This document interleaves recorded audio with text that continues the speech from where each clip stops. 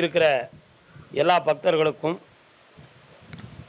நமது புளியரை அருள்மிகு வழிகாட்டு மாளிகைப்பாறை கருப்பசாமி திருக்கோவிலில் வியாழ வெள்ளியில் நடத்துகிற பௌர்ணமி அமாவாசையில் நடத்துகிற ஒவ்வொரு அருள் நிறைந்த காட்சிகளை எல்லாம் யூடியூப் சேனல் மூலமாக உலகமெங்கும் பார்த்து தன் உள்ளத்துள்ளே பிரார்த்தனை செய்து கொண்டிருக்கிற எல்லா பக்தர்களுக்கும் உங்கள் அனைவருக்கும் உங்களுடைய எண்ணங்கள் நிறைவேறி நீங்கள் எல்லோரும் என்னாலும் இன்புற்று வாழ வேண்டும் என்று சொல்லி உங்களுக்காக பிரார்த்தனை செய்து கொள்கிறேன். இறைவனின் அருள் கருணை ஆகாயத்தை போன்றது. ஆகாயம் என்பது பேதம் இல்லாதது. ஏன்னா ஆகாயம் மேலே இருக்குது, அதுக்கு கீழே அந்த உலகத்தில் எல்லா உயிர்களும் வாழுது. அதனால் ஆகாயம் இதற்கு பாதுகாப்பாக இருப்பேன், இதற்கு இருக்க மாட்டேன் என்று சொல்லக்கூடிய ஆற்றல் அதற்கு இல்லை. அது பரந்த நிலையை பெற்றது. அதை போல தான் கடவுளுடைய கருணையும் ஆகாயத்தை மாதிரி அளவில்லாத ஒரு மாபெரும் ஆற்றல். ஆகாயத்தில் இல்லாத சக்தி இந்த உலகத்தில் ஒன்றுமே கிடையாது. பூமிக்கு ஈர்ப்பு சக்தி, காற்றுக்கு அதிர்வலைகளை பரப்பும் சக்தி, நெருப்புக்கு சுடும் ஆற்றல், நீருக்கு பல்வேறு ஆற்றல். இப்படி இருக்கிற சக்திகளிலே ஆகாயத்தில் தான் எல்லா சக்திகளுமே நிறைந்து இருக்கின்றன. ஒவ்வொரு ஜீவராசிகளுடைய ஆழ் மனதனுடைய உணர்வு அலைகள் கூட ஆகாயத்தில் போய் பதிவாகிறது.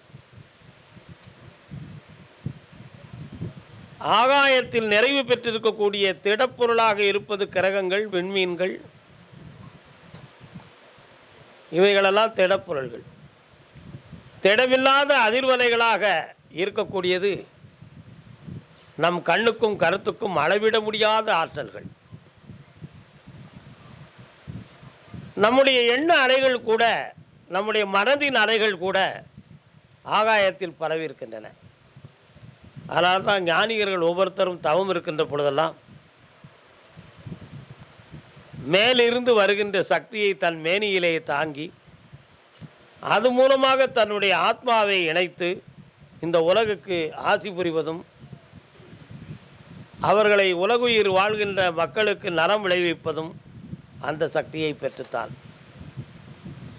அந்த சக்தியை பெற வேண்டும் என்றால் இன்னார்தான் பெற முடியும் என்னும் ஒரு வரமுறை இருக்கிறதா என்று கேட்டால் அப்படி இல்லை.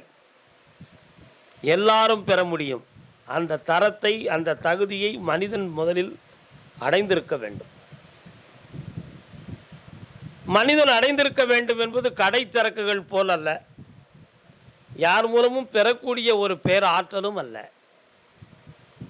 தன்னுடைய உணர்வுகளை, தன் உள்ளத்தை, தன் உடலை, தன் மனதை, இவைகளெல்லாம் நெறிப்படுத்தி ஆன்மாவை அதன்பால் திருப்புகின்ற, இயக்குகின்ற ஆற்றலை ஒருவன் பெற்றான் என்றால் இவ்வுலகில் இருக்கக்கூடிய பிரபஞ்ச சக்தியை ஆகாயம் மூலமாக அவன் அடைந்து விடுவான். அப்படி அடைந்து கொள்வதற்கு எடுத்துக்கொண்ட முயற்சிக்கு பெயர் தான் தவம். அந்த தவத்தை மேற்கொண்டு வெற்றி அடைந்தவர்கள் அடைந்த சக்திகள் இந்த உலகில் அளவில்லை. நம்முடைய முன்னோர்களாகிய முனிவர்கள், மகான்கள், யோகியர்கள், இவைகள்லாம் வேறு வேறு சக்தியை பெற்றவர்களா என்று கேட்கக்கூடாது. மகான்கள் மனிதரில் மேன்மையான குணம் உடையவன். யோகியர்கள் ஒன்றாத உணர்வுகளை ஒருமித்து ஒருநிலைப்பட்டு பயன்படுத்துகின்ற நிலையை பெற்றவர்கள் யோகியர்கள்.